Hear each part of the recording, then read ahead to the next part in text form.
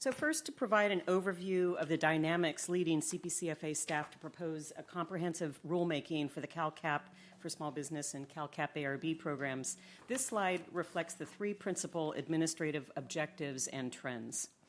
We've had incredible program growth since the CalCAP program was established in 1994. After steady volume for the first 15 years, the economic recession in 2008 drove up demand for the program from borrowers seeking capital under distressed economic conditions. CPCFA received three significant new sources of funding around 2010, including $6 million from the State General Fund and a major allocation from the U.S. Treasury to expand our CalCAP for small business programs, and also to design and implement the Collateral Support Program. In addition, we received the beginning of Air Quality Improvement Program funding from the Air Resources Board to establish CalCAP for the purchase and retrofit of heavy-duty trucks. As the programs grow, to ensure program efficiency and integrity, these dynamics begs the need for both the state and our participating financial institutions to remain ever diligent in applying sound lending and administrative practices. In recent years, program volume, including both loan enrollments and claim applications, is accelerating dramatically in an upward curve, even as we are now reaching the foreseeable end of revenues in both programs. The allocation agreement with the U.S. Treasury for our federally funded programs ended on March 31st and will cease to govern the administration of those funds once they are fully expended. As for the truck loan program, while the CalCAP ARB program remains a strong priority for the Air Resources Board, the board must also invest the finite amount of funding in its AQIP plan in an expanding list of technologies and industrial priorities. So we are being asked to stretch the effectiveness of our funding that we have received so far. So as a principal driver of the regulatory package we are preparing is to ensure the sustainability of both programs and to support future lending to small business borrowers throughout the state, even if we don't have a steady supply of new funding. We have an incredible opportunity before us. This challenge presents us with a unique opportunity to establish a sustainable capital access program by creating a recapture mechanism to recycle stale contributions in the lender's loss reserve accounts. The Air Resources Board is directing us to adapt the heavy-duty truck program in this way. And additionally, as good stewards of the one-time SSBCI allocation to California, we are compelled to do the same in our CalCAP small business program. 6 weeks ago, our staff announced to our participating lenders for our federally funded program that the end of the funding is now likely once we finally approve the loan enrollments that have been submitted for our review and final approval. Recapture is essential if we are to continue to support the enrollment of new loans after this summer. In our research, we are not aware of any loss reserve program in the nation that has this kind of recapture feature. There are a few that have maximum allowable thresholds in the loss reserve accounts, such as those that support energy efficiency retrofit projects. However, a built-in recycling mechanism may be the first of its kind. At all times in everything we do here at CPCFA, we are mindful of our duty to be active public stewards of taxpayer funding while ensuring the availability of our program to the widest number of small business owners. At the heart of CalCAP is the notion that by providing a credit enhancement to support private commercial lending, the small business sector can be sustained, can grow, and can create more jobs and economic opportunities for Californians. In the environment that we have just described of program growth and declining new resources, being good public stewards in large part means keeping an eye on the program integrity, operations, and accessibility to lenders and small business borrowers in all areas and industrial sectors in California. And therefore, the rulemaking package also includes many recommendations to solidify best practices related to loan enrollment, claim reimbursement, and monitoring. In this presentation, we will describe the key administrative areas which will be revised and updated in our CalCAP regulations. But first, I wanted to present the current CalCAP fiscal data showing the condition of our program funds. This slide presents the key financials associated with our CalCAP programs, including our Collateral Support Program. For each program, we provided the total funding available by program, the share of the program funding expended or available for administrative expenses, and the net funding available for program contributions. We have indicated the program expenditures in each program as of June 16th, and the remaining program funds as of that time that are available for CPCFA contributions in each program. Most breathtaking is the top line, and our staff estimates that the end of the initial federal allocation for CalCAP for small business is very near. It's impossible to forecast precisely, since in the CalCAP program we do not obligate the funds until final approval of the loan enrollments. However, in addition to the ever-increasing number of loan applications submitted in the first quarter of 2017, we've also received a significant number of larger loans, which presents the potential of somewhat unexpected increase in the rate of expenditures. In the program notice that we issued at the end of April, we explained that once the federal funding is exhausted, we will revert to our state funds, of which you can see we have about $1.9 million remaining. And we will revert to the rules and contribution rates associated with the state-funded program to approve and fund the credit enhancements for all subsequent loan enrollments. At that point, our CPCFA contribution will be equal to the lender fee only, and the contributions and fees for those loans will be deposited in each lender's CalCAP state loss reserve account. The second row states the funds remaining in the CPCFA's state fund. Of the initial $6 million, we have $1.9 million remaining.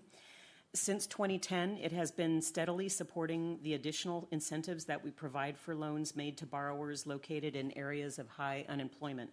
And it also supports the occasional loan that has not been eligible under the federal rules.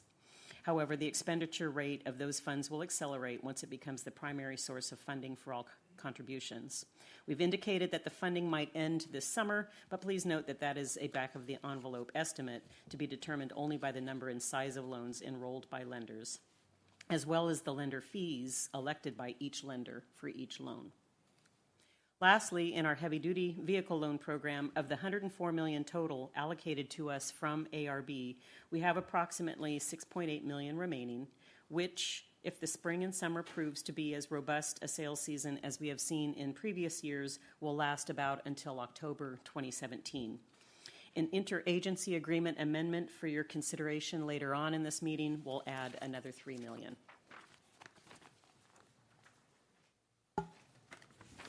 So to summarize the areas of focus in the proposed rulemaking packages, for CalCAP for small business, given the end of the allocation agreement, we seek to ensure that any program rules which have been required by the U.S. Treasury and which we have found helpful to sound and effective administration of the CalCAP program are included in our regulations.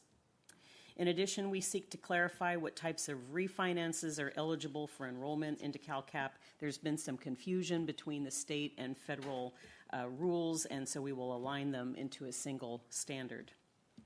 Given the foreseeable end of our SSBCI and general fund monies, we seek to establish a recapture mechanism to create a sustainable program, which I will describe the details of in just a bit. And then we also propose to refine the manner in which loan loss reserve accounts are distributed after a lender ends its participation in CalCAP.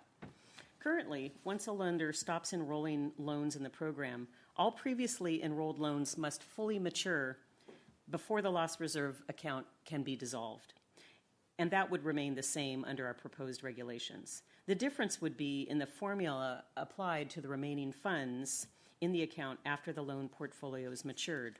Currently, our regulations provide that the lender would receive the proportion of the fund balance related to the lender and borrower fees deposited into the account. However, staff believes there's no policy rationale for providing the lender the fees deposited by the borrower. If the fees were paid out of pocket by the borrower, then the lender has no entitlement to those funds. Further, if the lender paid the borrower's fees and included the amount of the fee in the principal of the loan, then the lender has already been adequately remunerated by the payment of the principal and interest by the borrower.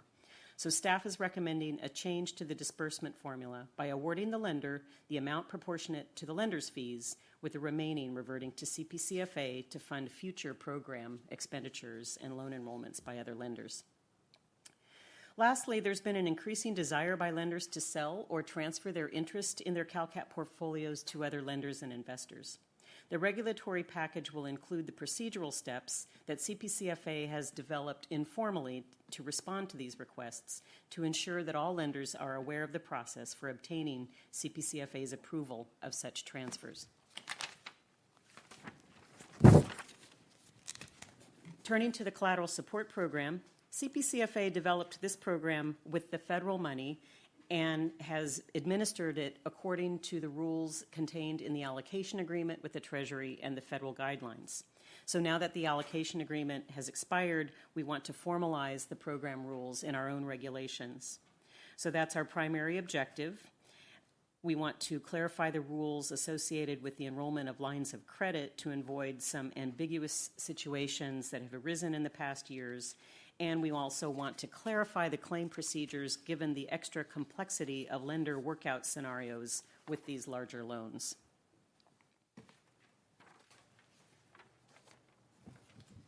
The regulatory objectives for our CalCAP ARB program includes the need to place into regulation the program rules which have been described previously in our interagency agreements with the ARB.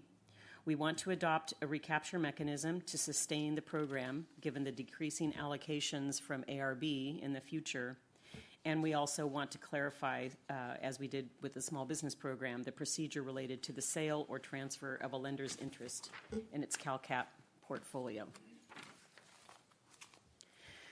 So of primary interest is our proposed recapture mechanism. This slide is a graphic representation of a proposal developed by CPCFA staff after 2 years' worth of discussions with lenders, public finance experts, economic forecasters, and research into relevant state and national data sets.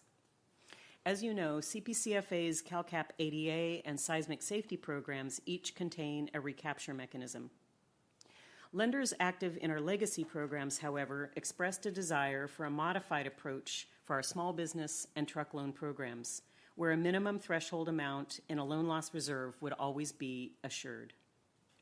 Opportunity Fund, as a microlender active in both our small business and truck loan programs, sponsored legislation this session, SB 551, and as amended now, that changed as of this morning, but there were amendments that were introduced by Opportunity Fund that would have proposed that the minimum threshold be set at 20% of the outstanding principal balance of enrolled loans. In other words, after calculating the amount of contributions deposited for loans enrolled more than 5 years prior, the lenders would be assured that the balance in the loan loss reserve after an annual recapture would never dip below 20% of the outstanding principal balance of loans enrolled in the previous 60 months. But without any clear data or analysis presented in support of this proposal, CPCFA engaged in independent research and has proposed to be included in the proposed regulations the above represented approach. Our key research relies on 3 data sets. One is a national data compiled by the Small Business Administration that shows that among the variety of lenders engaged in small business lending, including large depository banks, community banks, credit unions, and CDFIs, most of the lender-funded loss reserve accounts range from 1% to 8% of the principal balance of loans. Second, in reviewing agreements between CalCAP lenders and other institutions acquiring an interest in the CalCAP portfolio, we see an average of 10% being cited as the likely loan loss reserve account balance to shore up the enrolled loans. And then last, based on data maintained and calculated by CPCFA over a 10-year period, including through the Great Recession, we show that the aggregate loan loss reserve balance across all lenders as compared to the outstanding principal balance of enrolled loans ranged from 10 to 15%. These data points supported the staff conclusion that, first, 10% seems reasonable to provide loss protection against prudently underwritten loans, and second, setting it any higher may not result in any recaptured funds, especially after the first year in which we may receive a windfall resulting from contributions recaptured from the oldest enrolled loans. There's another salient point that has informed our staff proposal. Some lenders are articulate about maintaining the loss reserve fund based upon reliance on the original program rules. and that resonates with us. Therefore, we are proposing that the recapture be voluntary. In other words, if lender A wants to rely on the original program rules, that lender may do so. However, given that the original program never promised a never-ending source of program funding, lender A would not be able to enroll future loans after the federal money runs out, or in the case of the ARB program, after the date the emergency regulations become effective. Lender A's previously enrolled loans would be fully supported by its loan loss reserve account until all of those loans mature, according to the original program rules. For other existing and new lenders wanting to take advantage of recycled funds or continued funding after the date of the rulemaking, then they would need to opt in to the new CalCAP rules, including recapture, even as applied to previously enrolled loans. If lender B opts in, then recapture applies to all previous and future enrolled loans, and lender B gets the benefit derived from a sustainable program based on recycled funds. Please note, however, that we would recommend that once lender B opts in, it would not be able to choose to later opt out. So as a result, we're recommending what we are calling a voluntary step down to 10% minimum threshold. Assuming that the board adopts the emergency rulemaking presented at next month's board meeting, CPCFA would conduct the first annual recapture as follows. First, staff would calculate the amount subject to recapture for each lender, equaling the total amount of public contributions, in other words, the CPCFA deposits, for all matured loans or those loans enrolled more than 60 months ago, minus any contributions made for defaulted loans. Second, the amount just calculated would be decreased, if necessary, to ensure that each lender's resulting balance in its loss reserve account does not fall below 15% of its outstanding principal balance of loans enrolled in the previous 5 years. And then lastly, the recaptured funds would be deposited in the CalCAP program fund to be used for future program expenditures. Funds recycled from CalCAP for small business loss reserve accounts would be dedicated to future CalCAP for small business loan enrollments and program expenditures. And likewise, funds recycled from CalCAP ARB loss reserve accounts would be dedicated to future CalCAP ARB loan enrollments and program expenditures. And then the recapture would be performed annually following the end of each fiscal year, so that, going back to our prior slide, in 2018, the minimum threshold would step down, beginning in 2018, the threshold would step down in 1% increments each year until 10% is reached in 2022.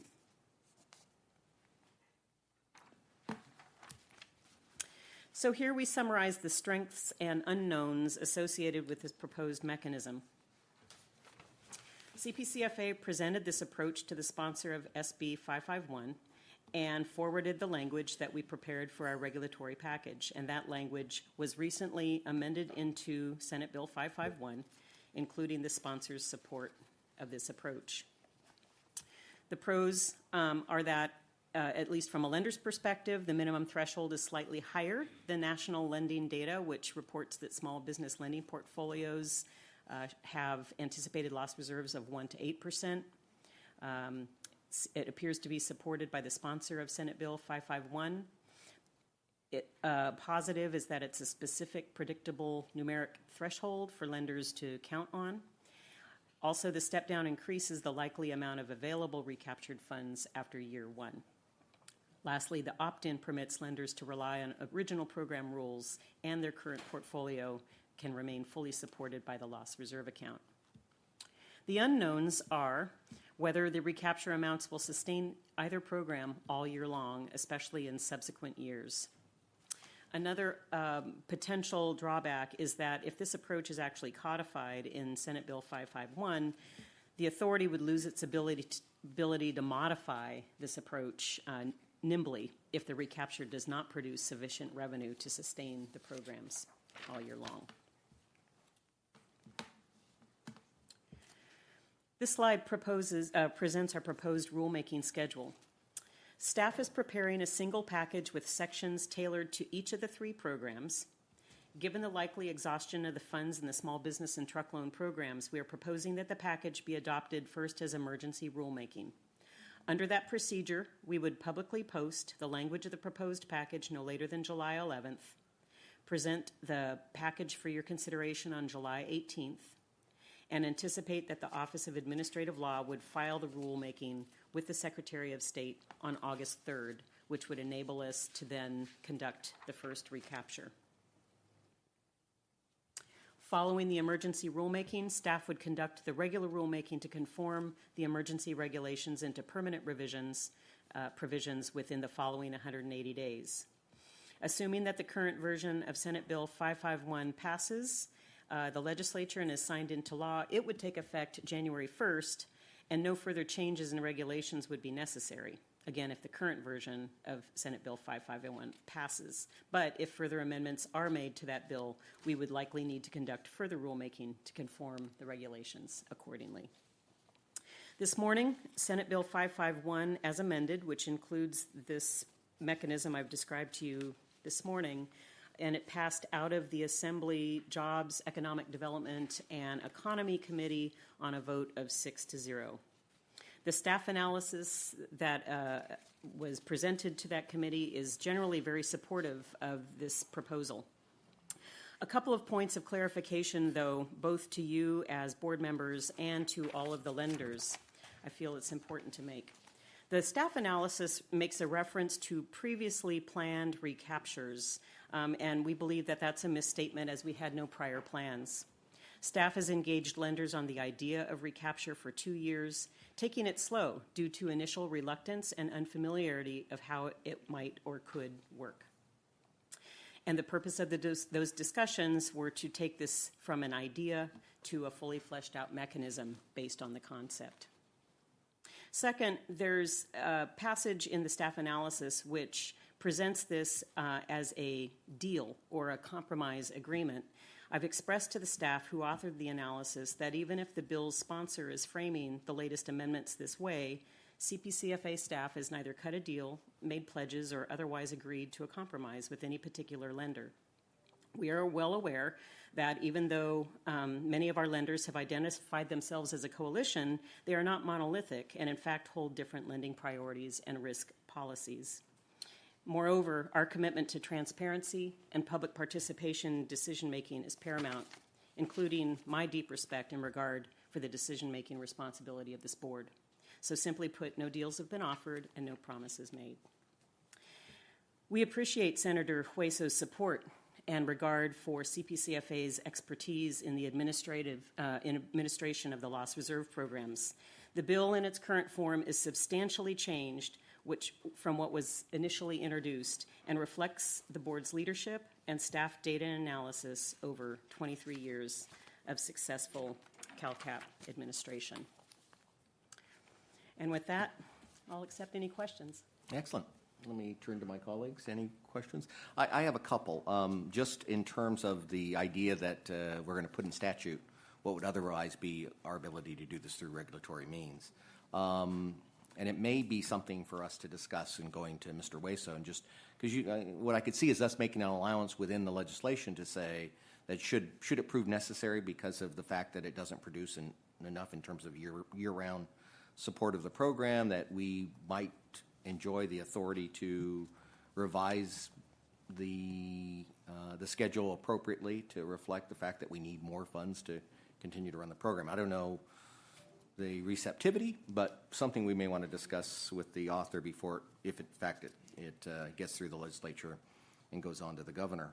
And so I just want to state publicly that may be something that we would choose to do. So anyway, that's really more of a comment than a question, but you can certainly respond if you care to. I think it's worth approaching the author with that suggestion. I do know that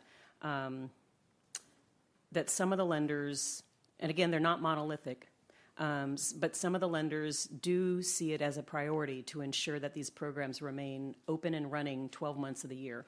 So there may be some receptivity for an escape clause to be included in the legislation. Your comment makes me want to note that, in fact, we do currently have statutory authority to adopt these regulations without Senate Bill 551. And in fact, Senate Bill 551, by its very language, is limited to the small business program. And so it's under our existing authority that we're moving forward with these regulations generally, but as well, anything that happens with SB 551 will not affect ARB. Right. We do have representatives from the Air Resources Board here today, and have had similar intensive and very fruitful discussions about this mechanism. And again, we hope that it generates the kind of revenue that we mutually would like to see come into the program. But we would enjoy the flexibility to make a change if necessary in that program. Yeah. And then I do have a real question, which is, so that if SB 551 were to pass, likely we'd know in September or October, can we accommodate any changes that we need to make as part of the regulatory process, as part of the permanent regulations that we would adopt?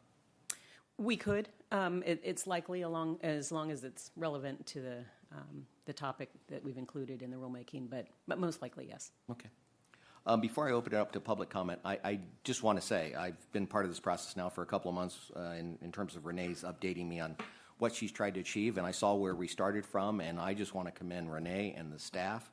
I think to go through the painstaking process of working with numerous groups to try to find an accommodation that both, I think, protects the sanctity of the program going forward, recognizes the needs of lenders. I think you just did yo person's work in terms of getting it done. My compliments to you and the staff for reaching that compromise, and I think it's a good one. Obviously, we won't take this up until next month for an actual vote, but I guess you can sense where I'm leaning. And so I just want to, again, compliment you and the staff for a job well done. So with that, let me see if there are public comments here in the room, if anybody wants to offer any relative to the proposed regulations. Seeing none, is there anyone on the phone who might want to offer comments? Okay, with that, Renee, thank you very much. We appreciate the update, and I think we can now move to the business part of the agenda. Thank you. All right, our first item, Dimitri.